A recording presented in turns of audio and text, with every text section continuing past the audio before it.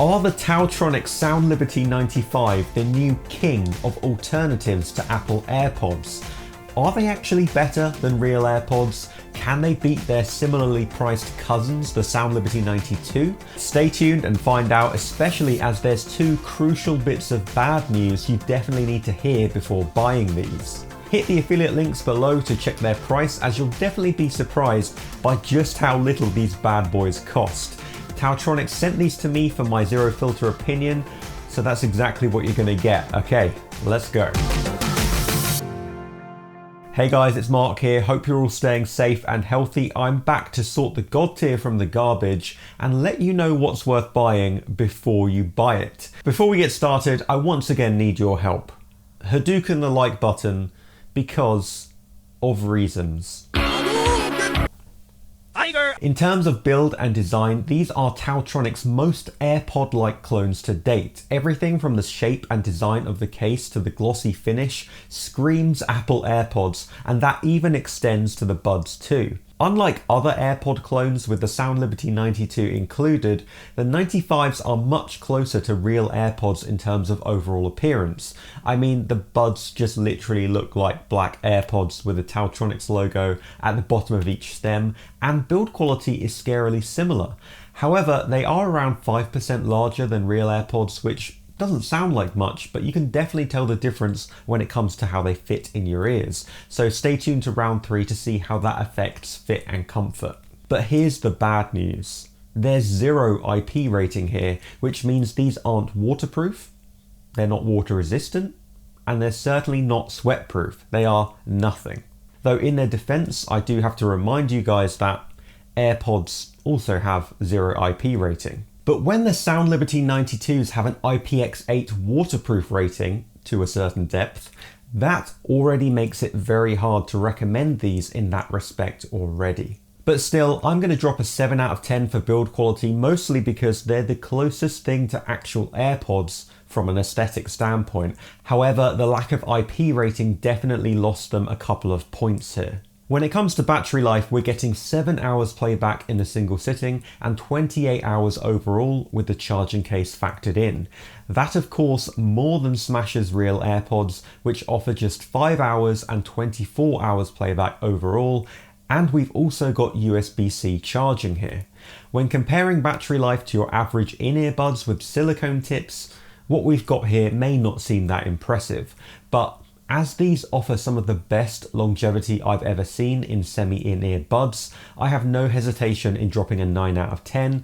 Sadly, there's no wireless charging like you'd get with second gen AirPods, but at this price, I wouldn't expect to see that here anyway.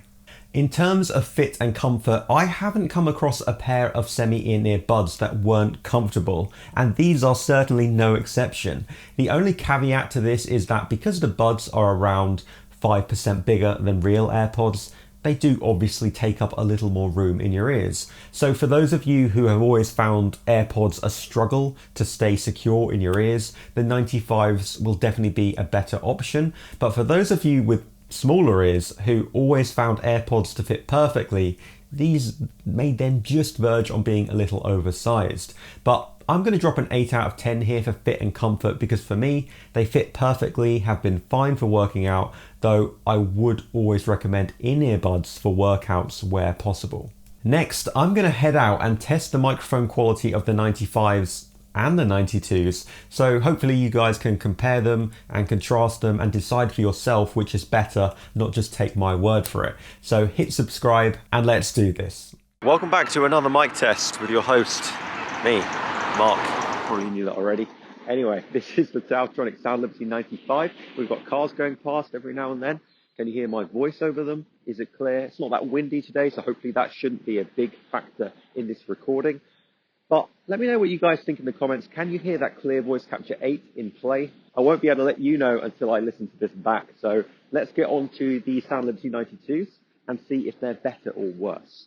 And here are the TaoTronics SoundLiberty 92. We've still got cars going past constantly every now and then. Is my voice better or worse than with the 95s? You guys let me know in the comments below. I'm going to give you my take now. Though quiet and a little more muffled, there's no denying that the 95s easily win here. They also win over most other budget true wireless earbuds under $50. The background noise cancellation on these is unreal and well on par with buds that cost over $200. The 92s by comparison were louder but also amplified all that background noise too, which is far from ideal. So I'm going to drop a solid 9 out of 10 for mic quality. Of course, it's not perfect, but at this price point, it's one of the best damn things I've heard in a long time. In terms of functionality and usability, Bluetooth 5.0 is a great start, and I didn't experience any connection issues at all during my 2 weeks of testing.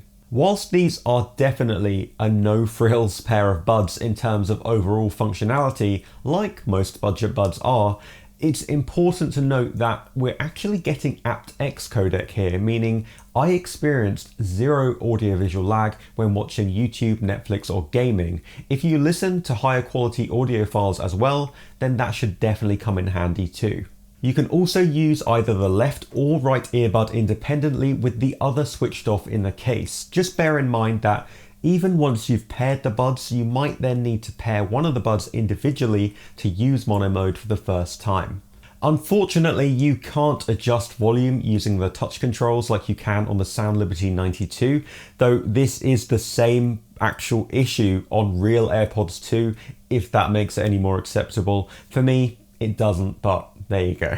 That's going to be a 7 out of 10 for functionality and usability, 1 point lower than I scored the SoundLiberty 92, as though we have gained aptX, we've also lost volume controls on the earbuds, which undoubtedly lowers their overall functionality. Before we get to sound quality, make sure you're following me on my personal Instagram and Twitter. Only 132,849 followers to go until we catch up with Becky.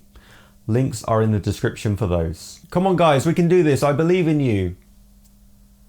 Kind of. Don't forget to comment below what you want me to review next, as the comments below with the most likes will decide what I review next. Okay, let's talk sound quality. The sound signature here is bass boosted, giving a surprising emphasis to not only bass, but also those low mid notes too.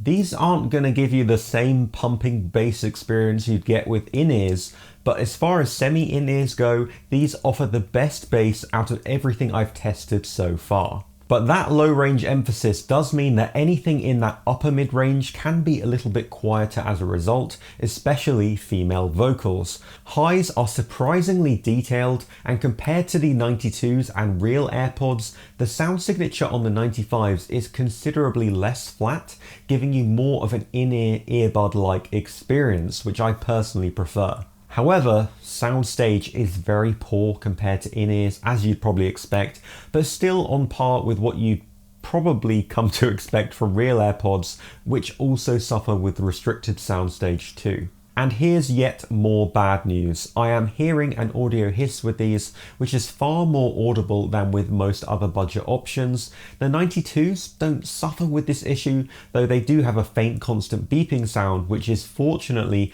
drowned out very easily by playback. So when compared to other semi-in-ears out there, AirPods included, I'm going to give these a solid 7 out of 10 overall.